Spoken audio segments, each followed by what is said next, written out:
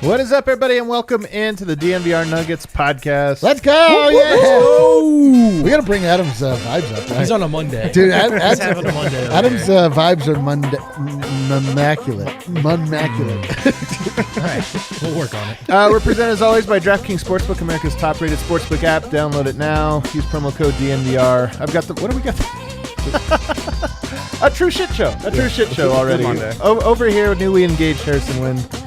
Thanks, guys. Thanks. My vibes are immaculate. You do I have got to bring up the whole group now. Can't burst that bubble over there. I got D-Line Co. over here. What's up, guys? I'm excited that the season's over. I'm also melancholy that the season's over. I'm a bag of mixed emotions. Whenever even if the Nuggets go all the way to the finals and win it in 7 games, the offseason will still be so long compared to what we're used to. We've had basketball for 2 years straight. You say that, but I'm pretty.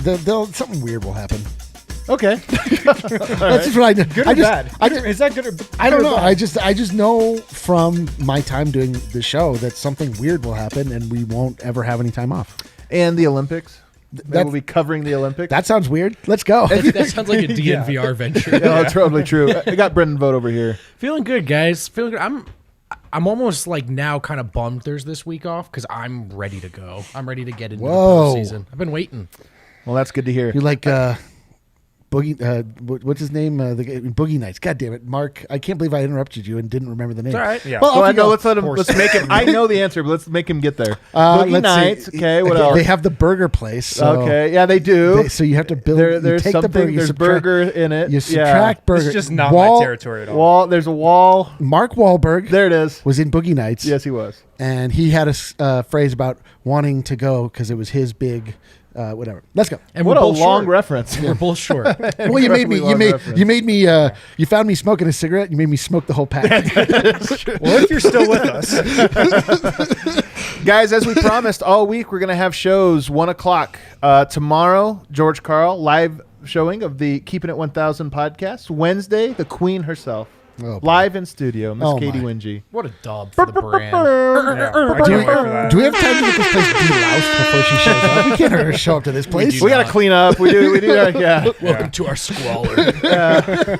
Finding a friend over to the apartment. We're like, oh god, We should look at probably this get some pizza air boxes or something up in here. Maybe Febreze. Be respectable. But it's going to be a great week. And then Thursday, Friday, still working on some pools. So we'll see what happens. No matter what, we're going to have some great guests because I love that we get a full week to prepare for this playoffs. I feel like, I don't know if we've ever gotten this. And it's been where like you don't know who are the Nuggets going to play this or that. And then like 2 days later they play. It's like I didn't even get my article out. We didn't even do predictions. This week we will thoroughly analyze. We will so thoroughly We will analyze probably the series. overanalyze. Yeah, we've got so much time to My analyze. money's on that one, actually. I know. I'm going to be so wound up in like these next couple of days when the games actually happen. I'll just be like, whatever. Later in the show, you guys are. If you have any questions, we're going to do mailbag every day this week. We want to do a mailbag portion of the show. So if you have questions, go ahead and send them in. Super producer Kale will be deciding whether or not your question's worthy of making it onto the show. So direct all your complaints accordingly. Yeah, come correct. We are also going to play a little online with D-Line a little bit later. I can't wait for that. I mean, we're not really playing. It's not a game. This is my life. Certainly doesn't feel like a game to me. It feels like a game to me. But first, the 10 storylines, the meat of this show today. Oh boy, the 10 storylines going into this one. I tell you what. We did not have a hard time coming up with 10 storylines for this one. Sometimes you're racking your brain and you're making stuff up. I feel like every one that we chose for the top 10 storylines are legitimately interesting.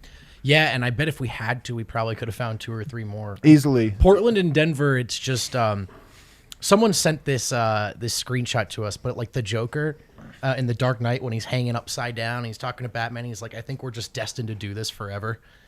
I get real Portland Denver vibes from that, you know? Yeah. These guys are just intertwined. It's just perfect, man. It's perfect. Like, would I have rather Dallas? Maybe a little bit, but there's no shortage of stuff to talk about with Portland going back to 2019. There's still a lot of players on both rosters from then, and that's rare. Like in today's NBA, I feel like the stakes are high for this one, even though they're actually low in like basketball terms. You know, like whoever wins the series is not going to be favored to win the West, let alone the finals. Right. But I do feel like there's high stakes in that. Kind of enjoy. I don't like hate Portland as in like feel anything. I enjoy having a rivalry with them. Yeah, man. That's what sports are. I hate them. Yeah, I sports hate him. Right. Yeah, and sports if hate, Portland yeah. wins this series, they're going to be 2-0 over Denver. That's a lot. They And- got to hold and, that like, over. that's a lot. Over Denver's head. Yeah. They got to hold it over. All right. Number one story. Actually, these are not in order. They're actually deliberately not in order. We put some very fun ones early, some very not or fun ones at the end. But number one, we're going to go with what will we get from Michael Porter Jr. Oh boy. This is the big. This to me is maybe the second biggest question I would say if I were to rank these, because he has had a fantastic, historic season. Mm-hmm. But what are we going to get now that they're going to game plan? I think my personal opinion is, how do you beat the Nuggets? Take away Michael Porter. You can't take away Jokic. He's untakeawayable. Untakeawayable. Yeah. Michael Porter, we don't know that yet. So if I were, you don't cut the head off the snake, you cut the tail off the snake. Does that make sense? I think so. I mean, yeah, the- I think so. the I'd probably sentence get bit by a snake I if feel I like- had that strategy. Do This is snakes that- regrow their tails? That was Harrison's plan to take on a cobra, That is true. to That's- lunge in and cut off its tail. That is true. was. Slowly take more pieces off Why did I until it was assume? nothing I don't left. Harrison, what do you expect from, what is the bar for Michael Porter? So, I mean, I think back to last year's playoffs, and he was so green back then. Like, he was so new. His rookie year, he was kind of in and out of the rotation a little bit throughout that regular season, had that big couple game stretch in the seeding round. And then he kind of got, like, he got a hard reality check in the playoffs, it felt like. And he was up and down a little bit. But from where he was then to now is not even comparable. He's such a different player now. He's so much more confident. And I also think back to that Lakers game a couple weeks ago where they really game planned for him hard. And I feel like that's what we're going to see in the playoffs from defenses going against Denver. I agree with you. The key to beating the Nuggets is slowing down MPJ. And the Trailblazers, not the defense that the Lakers are, but you've got to think they're going to key in on him as much as they can with like Robert Covington and just throwing guys at him. So he's got a lot of pressure on him. I'm very excited to see how he embraces it and whatnot, but I do think for Denver to win this series, he's got to have a huge series. He's got to. Is it realistic to expect him to up his game? I mean, it's been at such a high level, but going to the playoffs, you can almost feel like, hey, it's going to get harder. Does he need more points, more shots, more threes? I think he does need that. Is that realistic to expect? Probably not yet. I don't. Everything he did this year wasn't realistic to expect, so we'll see. But for him to just take it up to another level, at that point, it'd be like take the ceiling off this kid altogether, right? Yeah. At that point, he's one of the Jump in the greats. Wonkavator. Yeah, dude, he just doing what goddamn, you guys are Willy Wonka? Was that a Willy Wonka? Yeah, the Wonkavator goes up, down, left, right, like it knows no bounds. Oh, okay. Yeah, that's right. It's a great reference. Man, I'm really off today, aren't I? Anyway, MPJ just doing what he's done in the regular season in the playoffs is ramping up a level. Like just performing in a way that is reliable in the playoffs is ascending a level. That's everybody goes through this. Like, can they do this in the playoffs? Are they playoff battle tested? So he does. It's not like we need to see him start to score 40 points a game or something. We just need to see him look like he has during the regular season when the lights are bright. And he's Showtime, baby. Let's turn these lights on. Yeah, I mean, I'm a little nervous, I would say, for him. Here's one thing, though. If you mentioned last year's playoffs, the thing about last year's playoffs was they went at him defensively because he was such a liability. He didn't know what he was supposed to be doing. He blows coverage. He would get split when he was supposed to hedge. All those different things. This year, I don't think that's there as much. But we didn't think that in the bubble. Remember, he had 37 points. He had 30. Teams weren't attacking him. Then you get to the playoffs, and it's like, can he do this? Can he do that? And he couldn't. Do you feel like, Harrison, that you're confident now that is not a viable game plan against the Nuggets? Go at Michael Porter and exploit any aspect of his defense or defensive awareness? No, I think teams are still going to go at him. Okay. I really do. And I think like he's in a much better headspace just with his game now than he was last year. Like when teams went at him a little last year, he was fouling, he was getting beat. You could kind of see his body language drop off a bit. I think now he's in a much better place where if that happens, he's a much better defender now. He's much more capable there. I don't think they're as exploitable as they were. But even if that does happen and he does get beat and he does get exposed a little bit, think it will affect him less, like on the other end of the floor, than it did last year. But that is why I would do it if I was the opposing defense, not just because he might be susceptible to some of those attacks, but also just that. Can we get Porter in his head a little bit, maybe out of that, just let it fly mode? Yeah, I do think it's going to be a definite game plan that teams deploy, though. Go ahead. If we talk about some of the weaknesses to Porter over the last couple weeks, there's not many, but one of them has been starts hot, kind of disappears a little bit. Yeah. And is there any reason we should feel confident that won't be the case in the playoffs? I don't think so. I mean, I kind of think that I just envision a world where Porter just comes in to games and just starts it off. You know, like sort of when the Nuggets are put together and are fully formed, like you can imagine Michael Porter Jr. comes in, he sets the table, and then Jamal and Nikola are the ones that like shut the door. And you know, you come out hot, like you come out and you come out early and put pressure on teams. Like you can cause them to change their approach, throw them into a weird place. So I don't know that we can expect him to suddenly magically be clutch.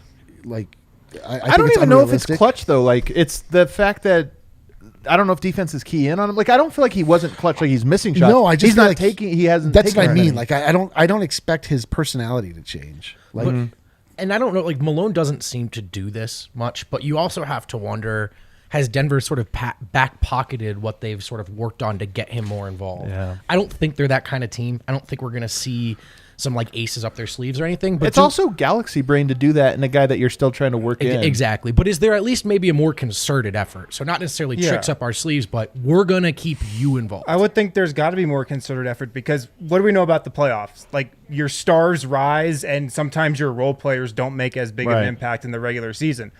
He's in the star category for this Nuggets team. It's him and Nikola Jokic. So I've got to think, like you said, Vogt, there would be more of an effort. What are the chances he has a Jamal Murray bubble-like rise? I mean, Murray was good last year. He's very good, but he was great in the bubble. Michael Porter's kind of been great over the last couple of weeks, but what are the chances that it's like we actually haven't seen the best of Michael Porter this season? I mean, it's on the table, like if I'm being totally honest, because he's going to have the opportunity. He really is. But what's your level of confidence that it will happen? I mean, like, if I was to put a percentage on it, like 15, 20%,